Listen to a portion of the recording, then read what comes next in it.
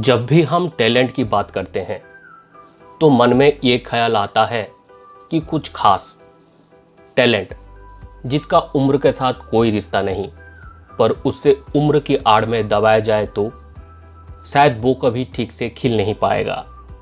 ठीक ऐसा ही हुआ हमारे स्पोर्ट्स वर्ल्ड में हलचल करने वाले एक 4 साल का बच्चा बुधिया सिंह के साथ, जो कभी बोल रहा था मुझे अलग कोच चाहिए, हॉस्टल मुझे जेल की तरह लगता है, जहां वो अपनी काबिलियत धीरे धीरे खो रहा था, जिसका टैलेंट आज कहीं गुमनामी में खो चुका है।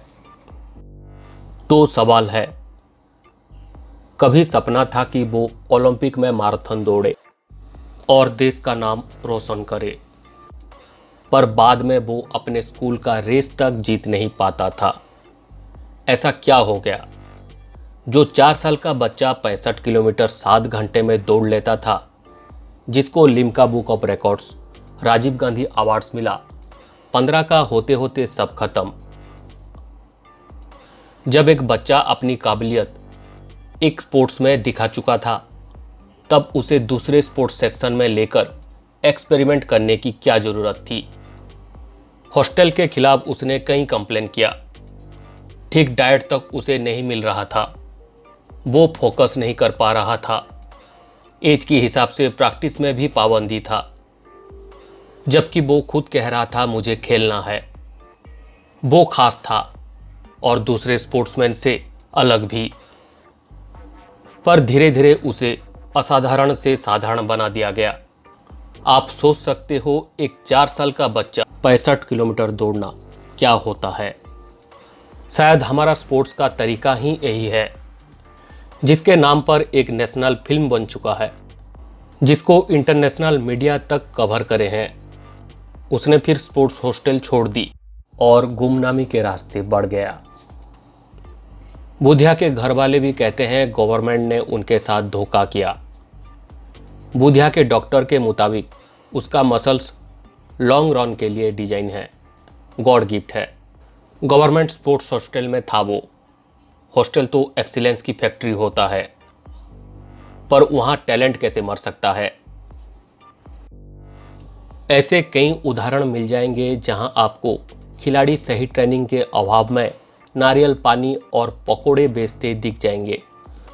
इंडिया 48 रैंक पर है वर्ल्ड ओलंपिक में, पर स्पोर्ट्स बजट 3000 करोड़ का है। सोचने वाली बात है। और यहाँ के मिनिस्टर बोलते हैं हमें ओलंपिक्स मेडल्स को लेकर इतना नहीं सोचना चाहिए। एक गोल्ड मेडल लेकर आया और हम उसके पीछे भाग रहे हैं, और 10 क्यों नहीं लाए।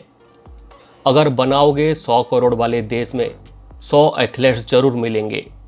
आज ये मानना पड़ेगा कि कमी हमारे ढांचे में है। क्या हमारा देश का स्पोर्ट्स बजट इतना कम है? असल देश का पहचान तो ओलंपिक में है, पर वहां देश का कोई नाम नहीं। जब हम स्पोर्ट्स बजट और वर्ल्ड स्पोर्ट्स रैंक कंपेयर करते हैं, तो इंडिया से इकोनॉमिकली कमजोर देश भी इंडिया से 3 गुना ज़्यादा मेडल्स अपने देश में ले आते हैं।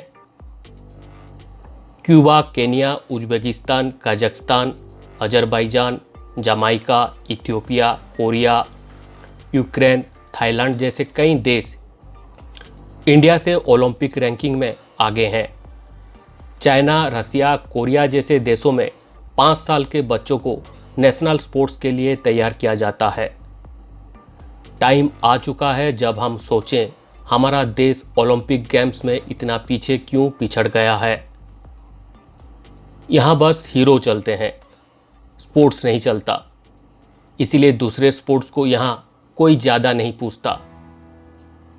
स्पोर्ट्स के नाम पर इंडिया में क्रिकेट को सेकंड रिलीजन ऑफ कंट्री कहा जाता है, पर असल में ये भी सच नहीं। सच होता तो स्टेट लेवल मैचों में भी पेविलियन भरा हुआ मिलता। क्रिकेट में लोग भगवान बन जाते हैं, स्टार बन जाते हैं। आइडियोलॉजिज्म को फॉलो किया जाता है, यहाँ स्पोर्ट्स को नहीं। क्रिकेट वर्ल्ड कप तो 10 देशों के बीच होता है, जिसमें भी इंडिया नंबर 1 नहीं है। इंडिया में बहुत स्पोर्ट्समैन एथलीट्स बन सकते हैं, काबिलियत है, पैसा भी है, बस पुराने नीतियों को बदलने की ज़रूरत है और स्पोर्ट्स से राजनीति को दूर रखा जाए तो हमारे टैक्स पेयर का पैसा और देश का नाम दोनों बच सकता है।